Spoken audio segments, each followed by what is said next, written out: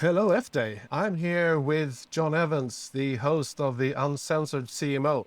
Some of you may have heard it already. If you haven't, I strongly recommend it.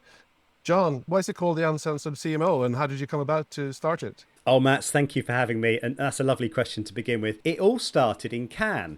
So, this is 3 years ago. I found myself out of a job and I was invited to Cannes as a guest of System One. And they asked me to go on down to the beach for a panel discussion about the role of advertising effectiveness and measuring advertising. And I was rather fortunate because CNBC were filming on the beach that day and they wanted to talk to CMOs and ask CMOs what their impression of the Cannes event was like. And I did my interview with James from CNBC, went very well. But when he stopped the camera, he said something to me which actually was quite profound. He said, "I've interviewed 15 CMOs so far, and you're the first uncensored CMO."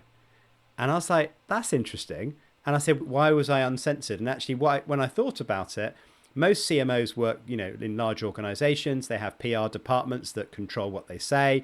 They've got to remain on script in terms of their brand message. And CMOs very rarely say actually what they really think. And because I was freelancing at the time, I was able to give an honest opinion about what I thought about Cannes. But I really loved the way he said that, uncensored CMO. And I was talking to my producer, James, and we were thinking about names for the podcast. And I thought, that sounds like a good one.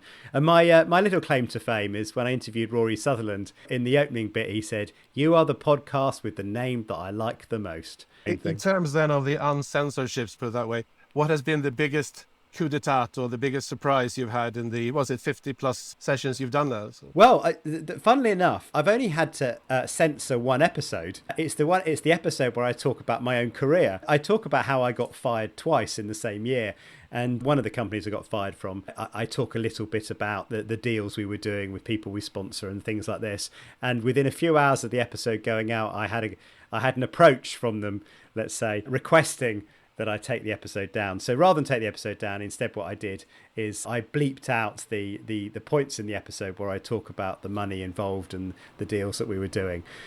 In terms of the podcast growth, there's probably no surprise really that actually the more popular my guests that have been on the show, the better the episodes have done. Perhaps exemplified by Byron Sharp. So it would stand to reason that the Dark Lord of Penetration himself, who preaches about the importance of mass market reach, was the episode that did more for me than any other episode.